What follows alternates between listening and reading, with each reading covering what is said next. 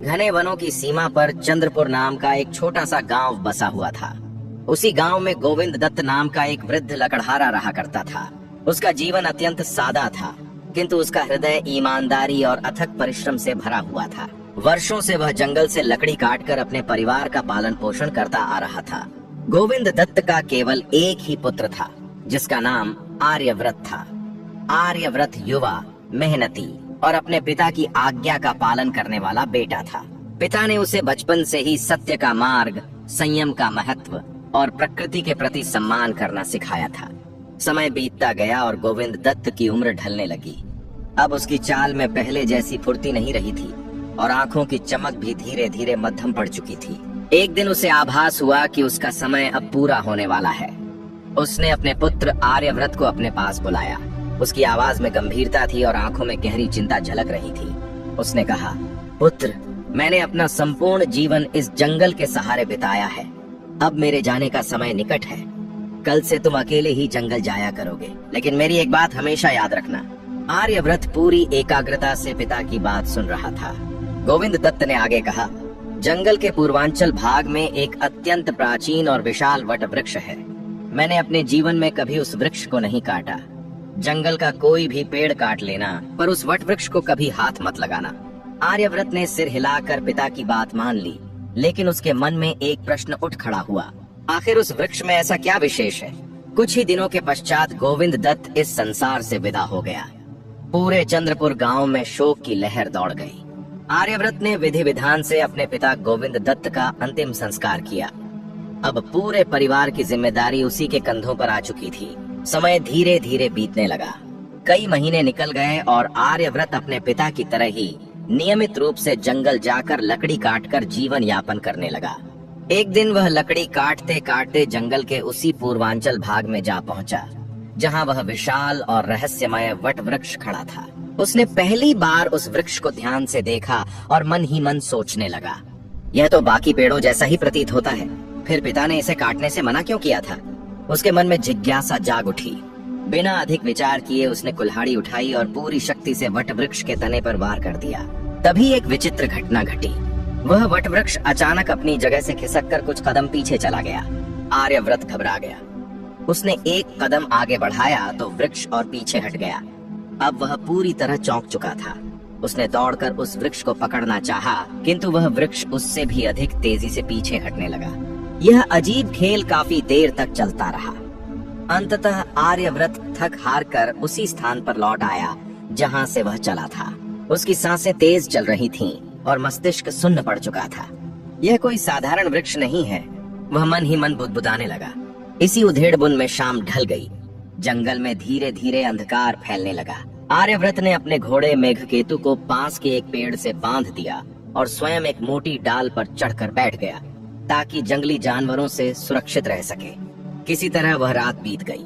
सुबह जब वह नीचे उतरा तो उसके पैरों तले जमीन खिसक गई। जहां उसने घोड़े को बांधा था, वहां अब केवल हड्डियों का ढेर पड़ा हुआ था और कुछ ही दूरी पर वही रहस्यमय वटवृक्ष शांत खड़ा था। आर्यव्रत की रूह कांप उठी। उसने कुल्हाड़ी कंधे पर डाली और दृढ़ स्वर में कहा, घोड़ा नहीं रहा तो क्या हुआ? अब पैदल ही तुम्हारा पीछा करूंगा। और यहीं से आर्यव्रत की वास्तविक यात्रा आरंभ हुई। उस रहस्यमय वटवृक्ष का पीछा करते करते वह अनेक पर्वतों, घाटियों और विस्तृत मैदानों को पार करता चला गया। अब आर्यव्रत को इस बात की कोई सुध नहीं रह गई थी कि वह किस दिशा में जा रहा है। उसकी आंखों के सामने बस वही रहस्यमय वटवृक्ष था, जो कभी उससे आगे निकल जाता और कभी अचानक रुककर मानो उसे चिढ़ाता हुआ प्रतीत होता। चलते चलते दिन ढल गया और संध्या का आकाश लालिमा से भर उठा। अत्यधिक थकान के कारण आर्यव्रत ने एक बार फिर किसी पेड़ पर ही रात बिताने का निश्चय किया। उसका शरीर जवाब देने लगा था, किंतु मन में एक अजीब सी हठ जमी हुई थी जो उसे आगे बढ़ने से रोक नहीं पा रही थी। अगली सुबह उसने फिर यात्रा आरंभ की। यात्रा के तीसरे दिन एक ऐसी घटना घटी जिसने उसके जीवन की दिशा ही बदल दी। अचानक उसके सामने एक भयानक दृश्य उभर आया। एक विशाल और विकराल महासर्प तथा एक अत्यंत सुंदर और तेजस्वी वनमृग आपस में जीवन मरण का संघर्ष कर रहे थे। महासर्प ने उस मृग को आधा निगल लिया था, किंतु मृग के लंबे और नुकीले सींग सर्प के मुख में फंस गए थे। मृग पीड़ा से छटपटा रहा था और महासर्प क्रोध से फुफकारते हुए धरती को कंपा रहा था। यह दृश्य देखकर आर्यव्रत स्तब्ध रह गया। उसने अपने जीवन में कभी ऐसा भयावह संघर्ष नहीं देखा था। उसी क्षण वनमृग ने आर्यव्रत को देख लिया। उसने करुण और कंपित स्वर में पुकारा, हे मानव, ईश्वर के नाम पर मेरी सहायता करो। मेरे सींग काट दो, नहीं तो यह मुझे मार डालेगा। मैं जीवन भर तुम्हारा ऋणी रहूंगा। तभी महासर्प ने भी भारी और गूंजती हुई आवाज में कहा, इसकी बातों में मत आना। यदि तुम मेरी सहायता करोगे तो मैं तुम्हें अपार धन, वैभव और सुख प्रदान करूंगा। आर्यव्रत का मन एक गहरी दुविधा में फंस गया। एक ओर करुणा की पुकार थी और दूसरी ओर लोभ का प्रलोभन। बिना अधिक सोच विचार किए उसने अपनी कुल्हाड़ी उठाई और एक के बाद एक उस वन मृग के दोनों सींग काट दिए। जैसे ही सींग कटे, मृग पीड़ा से कराहता हुआ धरती पर गिर पड़ा और अगले ही क्षण उस विशाल महासर्प भुजंगेश्वर ने उसे पूरी तरह निगल लिया। कुछ पल तक चारों ओर गहरा सन्नाटा छाया रहा। फिर भुजंगेश्वर ने आर्यव्रत की ओर देखा और शांत गंभीर स्वर में बोला, तुमने मेरी बहुत बड़ी सहायता की है। मैं वचन देता हूँ कि तुम्हें खाली हाथ नहीं जाने दूंगा। आर्यव्रत के मन में हल्का भय अवश्य था, किंतु अब पीछे हटने का कोई मार्ग नहीं बचा था। महासर्प भुजंगेश्वर उसके साथ साथ चलने लगा। चलते चलते दोनों के बीच बातें होने लगीं और यात्रा आगे बढ़ती रही। कुछ दूरी तय करने के बाद वे एक विशाल और रहस्यमयी नीलसर झील के किनारे पहुंच गए। भुजंगेश्वर ने कहा, मैं यहाँ स्नान करूंगा, तुम यहीं मेरा इंतजार करना। यदि कुछ विचित्र घटे तो भयभीत मत होना। इतना कहकर वह झील के गहरे जल में उतर गया। जैसे ही उसका शरीर पानी में डूबा, आकाश का स्वरूप अचानक बदल गया। तेज आंधी चलने लगी, काले बादल गरज उठे और बिजली इतनी प्रचंड चमकने लगी कि मानो धरती कांप उठी हो। मूसलाधार वर्षा होने लगी। आर्यव्रत भयभीत होकर वहीं खड़ा रहा। यह प्रलय सा दृश्य तब तक बना रहा जब तक भुजंगेश्वर जल में स्नान करता रहा, और जैसे ही वह झील से बाहर निकला, सब कुछ शांत हो गया। न वर्षा, न आंधी, न ही बादल। भुजंगेश्वर मुस्कुराया और बोला, अब मेरी थकान उतर गई है, चलो मेरे निवास की ओर चलते हैं। कुछ ही देर बाद वे एक अत्यंत सुंदर और अलौकिक नाग भवन के सामने पहुंचे। महासर्प ने कहा, यही मेरी माता नागमाता शैलजा का घर है। घर के भीतर प्रवेश करते ही नाग माता शैलजा ने अपने पुत्र को देखकर अपार प्रसन्नता व्यक्त की। जब उन्हें आर्यव्रत के बारे में ज्ञात हुआ तो उन्होंने स्नेहपूर्वक कहा, पुत्र, यह तुम्हारा मित्र है, इसका यहाँ आदर पूर्वक स्वागत होना चाहिए। इसका स्वागत होना चाहिए, इसे उत्तम भोजन कराया जाए। इतना कहते ही भुजंगेश्वर ने धीरे से आर्यव्रत के कान में फुसफुसाया, भोजन मत करना, मेरी माता से कहना कि आंगन में स्थित आम्र वृक्ष पर टंगा हुआ वह छोटा सा दर्पण तुम्हें दे दें। नागमाता शैलजा ने आर्यव्रत से स्नेह पूर्वक भरपेट भोजन करने का आग्रह किया, किंतु आर्यव्रत ने विनम्रता से हाथ जोड़कर मना कर दिया। फिर उसने कहा, माँ, यदि आपकी अनुमति हो तो आंगन के आम्र वृक्ष पर लटका हुआ वह छोटा सा दर्पण मुझे प्रदान कर दीजिए। नागमाता शैलजा मुस्कुरा उठी और बोली, यह तो एक विचित्र मांग है पुत्र, पर यदि तुम्हारी यही इच्छा है तो इसे ले जाओ। जैसे ही आर्यव्रत ने वह दर्पण अपने हाथ में लिया और उसमें झांका, अचानक उसमें से एक दिव्य स्त्री प्रकट हुई। उसका रूप अलौकिक था, मुखमंडल तेजस्वी, नेत्र करुणा से भरे और स्वर मधुर। उसने सिर झुकाकर कहा, मैं प्रतिबिंबा हूँ, बताइए मेरे स्वामी आपकी क्या आज्ञा है। आर्यव्रत के पैरों तले जमीन खिसक गई। उसे समझते देर न लगी कि यह कोई साधारण दर्पण नहीं, बल्कि एक अत्यंत शक्तिशाली जादुई दर्पण है, और यहीं से उसके जीवन की सबसे अद्भुत यात्रा का आरंभ हो चुका था। वह देर तक उस जादुई दर्पण को हाथ में लिए स्तब्ध खड़ा रहा। अभी कुछ ही क्षण पहले जो घटित हुआ था, उस पर उसे स्वयं विश्वास नहीं हो रहा था। दर्पण से प्रकट हुई दिव्य स्त्री प्रतिबिंबा अब अदृश्य हो चुकी थी, किंतु उसके शब्द आर्यव्रत के कानों में अब भी गूंज रहे थे। बताइए आपकी क्या आज्ञा है। आर्यव्रत ने चारों ओर दृष्टि डाली। अब जंगल की वह गहन नीरवता उसे भयावह नहीं लग रही थी। उसके हृदय में भय के स्थान पर एक नई उत्सुकता और आश्चर्य जन्म ले चुका था। आर्यव्रत ने एक बार फिर उस जादुई दर्पण में झांका। क्षण भर में ही दिव्य स्त्री प्रतिबिंबा प्रकट हुई और विनम्र स्वर में बोली, मेरे स्वामी बताइए आपकी क्या आज्ञा है। उसी क्षण आर्यव्रत को तीव्र भूख का अनुभव हुआ। उसने संकोच करते हुए कहा, मुझे बहुत भूख लगी है, कुछ खाने को चाहिए। उसके मुख से शब्द निकलते ही धरती पर एक भव्य और रेशमी कालीन बिछ गया। उस पर तरह तरह के स्वादिष्ट और सुगंधित व्यंजन सजे हुए थे। आर्यव्रत ने अपने जीवन में ऐसा स्वाद कभी नहीं चखा था। जैसे ही भोजन समाप्त हुआ, वह कालीन स्वयं ही अदृश्य हो गया। अब आर्यव्रत पूरी तरह आश्वस्त हो चुका था कि यह कोई साधारण दर्पण नहीं, बल्कि एक अत्यंत शक्तिशाली जादुई दर्पण है। कुछ देर सोचने के बाद उसके मन में एक नया विचार आया। यदि मैं राजा जैसा जीवन जी रहा हूँ, तो मेरे पास रहने के लिए एक महल भी होना चाहिए। उसने दर्पण में झांक कर आदेश दिया, मेरे लिए एक भव्य महल प्रकट करो। पलक झपकते ही जंगल का दृश्य बदल गया। आर्यव्रत स्वयं को एक विशाल और अलौकिक स्वर्ण प्रासाद के मुख्य द्वार पर खड़ा पाया। ऊंचे ऊंचे स्तंभ, सुनहरे द्वार, बहुमूल्य कालीन और झिलमिलाते दीप, सब कुछ किसी दिव्य स्वप्न जैसा प्रतीत हो रहा था। वह राजा की भांति महल में घूमने लगा। प्रत्येक कक्ष वैभव से भरा हुआ था। सेवक, रसोई, वस्त्र, आभूषण, सब कुछ बिना बुलाए ही उपस्थित हो जाता था। तभी उसके मन में एक और इच्छा जागी। इस महल में यदि किसी वस्तु की कमी है तो वह एक संगिनी की है, और यदि वह किसी राजा की पुत्री हो तो मेरा जीवन पूर्ण हो जाएगा। आर्यव्रत ने पुनः दर्पण में झांक कर कहा, किसी राजा की पुत्री को यहाँ ले आओ। क्षण भर में ही उसके सामने एक सौम्य और दिव्य रूप वाली युवती प्रकट हुई। वह थी राजकुमारी सौम्यलेखा, अत्यंत सुंदर, शालीन और कोमल स्वभाव वाली। आर्यव्रत और सौम्यलेखा की दृष्टियां मिली और उसी क्षण दोनों के हृदयों में एक अनकहा बंधन जुड़ गया। उसी दिन विधि विधान से उन दोनों का विवाह संपन्न हो गया। जादुई स्वर्ण प्रासाद में भव्य उत्सव मनाया गया। चारों ओर आनंद, संगीत और उल्लास का वातावरण था। ऐसा प्रतीत हो रहा था मानो स्वयं देवताओं ने उस महल को आशीर्वाद दे दिया हो। लेकिन उधर राजकुमारी सौम्यलेखा के पिता महाराज चंद्रसेन के राजमहल में कोहराम मचा हुआ था। राजकुमारी के अचानक लापता हो जाने से पूरा राज्य व्याकुल और चिंतित था।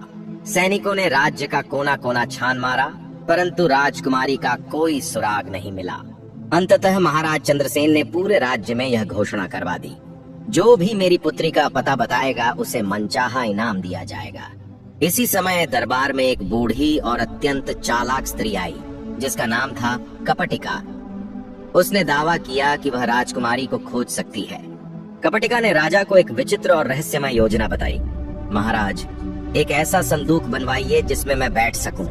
उसमें 9 दिनों का भोजन रख दीजिए और उस संदूक को समुद्र में प्रवाहित कर दीजिए। मेरी किस्मत मुझे सही स्थान तक पहुंचा देगी। महाराज चंद्रसेन ने इसे अंतिम आशा मानकर उसकी बात स्वीकार कर ली। संदूक समुद्र की लहरों पर बहता हुआ दूर देश के एक तट पर जा पहुंचा, जहां कुछ मछुआरों ने उसे बाहर निकाला। कपटिका ने उन्हें एक झूठी करुण कथा सुनाई और उनसे सहायता मांगी। मछुआरे दया में आ गए और उसे उसी स्वर्ण प्रासाद तक ले आए जहां आर्यव्रत निवास करता था। कपटिका को रानी सौम्यलेखा के समक्ष प्रस्तुत किया गया। पहली ही दृष्टि में वह पहचान गई कि यही वही खोई हुई राजकुमारी है। उसने रानी को अपनी बनावटी दुख भरी कहानी सुनाई और महल में रहने की अनुमति मांगी। रानी सौम्यलेखा स्वभाव से दयालु थीं। उन्होंने आर्यव्रत से परामर्श कर कपटिका को महल में रहने की अनुमति दे दी। धीरे धीरे कपटिका महल के रहस्यों को समझने लगी। वह देखती थी कि महल का सारा कार्य अपने आप होता है। न कोई सेवक दिखाई देता, न कोई आदेश दिया जाता, फिर भी महल सदा सुसज्जित और व्यवस्थित रहता। वह बार बार रानी सौम्यलेखा से पूछती, रानी जी, यह सब कार्य आखिर करता कौन है? सौम्यलेखा स्वयं इस रहस्य से अनभिज्ञ थीं। कपटिका ने अपनी चालाकी से रानी के मन में धीरे धीरे शंका का बीज बो दिया। एक रात रानी सौम्यलेखा ने आखिरकार आर्यव्रत से पूछ ही लिया। प्रेम और विश्वास के वशीभूत होकर आर्यव्रत ने उसे उस जादुई दर्पण का पूरा रहस्य बता दिया। यहीं से विश्वासघात की नींव पड़ चुकी थी। आर्यव्रत से जादुई दर्पण का रहस्य जान लेने के बाद अब वह दर्पण रानी सौम्यलेखा के लिए केवल एक वस्तु नहीं रहा था, बिल्कुल जिज्ञासा और कौतूहल का केंद्र बन चुका था। कई बार वह उसे हाथ में लेकर देखती। जैसे ही वह दर्पण में झांकती, दिव्य स्त्री प्रतिबिंबा प्रकट हो जाती और विनम्र स्वर में पूछती, आज्ञा कीजिए रानी साहिबा। कभी सौम्यलेखा उसे महल के उपवनों की साज सज्जा का आदेश देती, कभी फूलों की अलंकरण व्यवस्था करवाती। वह इसे एक निरपराध खेल समझ रही थी, परंतु यह सब कपटिका की पैनी निगाहों से छिपा नहीं था। वह भली भांति समझ चुकी थी कि महल की सारी समृद्धि, वैभव और शक्ति उसी जादुई दर्पण से जुड़ी हुई है। वह बस उचित अवसर की प्रतीक्षा कर रही थी। एक दिन आर्यव्रत अपने दैनिक भ्रमण के लिए महल से बाहर चला गया। उस समय महल में केवल रानी सौम्यलेखा और कपटिका ही उपस्थित थीं। मौका देखते ही कपटिका ने मीठी मीठी बातों में रानी को उलझा लिया और जैसे ही सौम्य लेखा का ध्यान भटका, वह चुपचाप उस जादुई दर्पण को उठाकर वहां से ले गई। जैसे ही कपटिका ने उस जादुई दर्पण में झांका, दिव्य स्त्री प्रतिबिंबा प्रकट हुई। उसने विनम्र स्वर में पूछा, बताइए आपकी क्या आज्ञा है? कपटिका ने एक पल भी गंवाए बिना कठोर स्वर में आदेश दिया, मुझे और रानी सौम्य लेखा को तुरंत उसके पिता महाराज चंद्रसेन के राजमहल में पहुंचा दो। अगले ही क्षण दोनों शाही महल में उपस्थित थीं। रानी सौम्य लेखा को कुछ भी समझ में नहीं आया। वह भय और भ्रम से घिरी हुई थी। पर कपटिका यहीं नहीं रुकी। उसने फिर से दर्पण उठाया और निर्दय स्वर में बोली, आर्यव्रत का जादुई महल पूर्णतः नष्ट कर दिया जाए। क्षण भर में वह भव्य स्वर्ण प्रासाद, जो कभी स्वप्न जैसा प्रतीत होता था, जलकर राख के ढेर में बदल गया। उधर जब आर्यव्रत वापस लौटा तो उसकी आंखों के सामने केवल राख थी, न महल, न रानी, न वैभव। वह स्तब्ध होकर धरती पर बैठ गया। उसका मन पूरी तरह शून्य हो चुका था। सब कुछ एक ही पल में समाप्त हो गया था। वह टूटे स्वर में कुछ कहना ही चाहता था कि उसे आभास हुआ, भाग्य ने अभी उसे पूरी तरह अकेला नहीं छोड़ा था। महल की बिल्ली सारिका किसी तरह उस विनाश से बच गई थी। जब रानी सौम्य लेखा को अचानक महल ले जाया गया था, तब उसने सारिका को कच्चे मांस का एक छोटा सा टुकड़ा दे दिया था। वही टुकड़ा अब एकमात्र निशानी बन गया था। जब महल जल रहा था, सारिका इधर उधर भागती रही। आर्यव्रत ने उसे देखा और उसके साथ मिलकर उस मांस के टुकड़े को खोज निकाला। आर्यव्रत ने उसे दो भागों में बांट दिया। एक भाग सारिका को दिया और दूसरा अपनी जेब में रख लिया। अब यही मुझे सौम्य लेखा तक पहुंचाएगा, उसने मन ही मन दृढ़ निश्चय किया। इसके बाद आर्यव्रत ने अपनी यात्रा आरंभ की। वह पर्वतों, नदियों, मैदानों और घने वनों को पार करता चला गया। उसका संकल्प अडिग था। कई दिनों की कठिन यात्रा के बाद वह उस राज्य में जा पहुंचा जहां महाराज चंद्रसेन का शासन था। अपनी पहचान छिपाकर वह सीधे शाही महल में पहुंचा और रसोई में काम मांगा। संयोगवश शाही रसोई में बर्तन धोने वाले की आवश्यकता थी। आर्यव्रत को वहीं काम मिल गया। वह प्रतिदिन रानी सौम्य लेखा की एक झलक पाने की कोशिश करता, परंतु सफल नहीं हो पाता। उधर सौम्य लेखा भी पति से बिछड़ने के कारण दिन रात उदास और मौन रहती थीं। एक दिन शाही रसोई का वृद्ध मुख्य रसोइया अचानक बीमार पड़ गया। वृद्ध मुख्य रसोइये ने आर्यव्रत से कहा, आज मेरी तबीयत ठीक नहीं है, तुम ही आज का भोजन तैयार कर दो। आर्यव्रत ने पूरे मन और श्रद्धा से भोजन बनाया। फिर उसने साहस जुटाकर रानी की थाली में वही मांस का छोटा सा टुकड़ा रख दिया, जिसे वह अपने साथ सहेज कर लाया था। जब रानी सौम्य लेखा की दृष्टि थाली पर पड़ी तो उसका हृदय जोर से धड़क उठा। वह उस टुकड़े को तुरंत पहचान गई। उसकी आंखों से आंसू छलक पड़े। उसने तुरंत संदेश भिजवाया, आज यह भोजन किसने बनाया है? जब उसे पता चला कि भोजन एक साधारण सेवक आर्यव्रत ने बनाया है, तो उसने उसे चाय के बहाने अपने कक्ष में बुलवा लिया। कई महीनों की जुदाई के बाद दोनों फिर आमने सामने थे। शब्द जैसे कम पड़ गए थे। आंसू ही वह सब कुछ कह रहे थे जो हृदय में दबा था। अब दोनों के सामने केवल एक ही लक्ष्य था, जादुई दर्पण को वापस पाना। लेकिन उन्हें यह ज्ञात नहीं था कि कपटिका पहले ही अपनी अगली चाल चल चुकी थी। रानी सौम्य लेखा और आर्यव्रत की इस गुप्त भेंट के बाद दोनों के मन में एक ही चिंता थी, वही जादुई दर्पण जो कभी उनकी खुशियों का आधार था और अब इस पूरे संकट की जड़ बन चुका था। वह दर्पण अभी भी कपटिका के पास था, जो हर समय रानी के आसपास मंडराती रहती थी। जैसे ही उसकी नजर आर्यव्रत पर पड़ी, वह तुरंत उसे पहचान गई। चेहरा भले ही साधारण सेवक का था, लेकिन उसकी आंखों में वही पुराना दर्द साफ झलक रहा था। उसे समझते देर न लगी कि आर्यव्रत फिर से अपना सब कुछ वापस पाने का प्रयास कर रहा है। अगली ही रात कपटिका ने जादुई दर्पण में झांका। क्षण भर में दिव्य स्त्री प्रतिबिंबा प्रकट हुई। कपटिका ने कठोर स्वर में आदेश दिया, आर्यव्रत को उसी स्थान पर पहुंचा दो जहां उसका जला हुआ महल था। क्षण भर में ही आर्यव्रत फिर उसी राख के ढेर के पास बैठा था। न महल था, न रानी।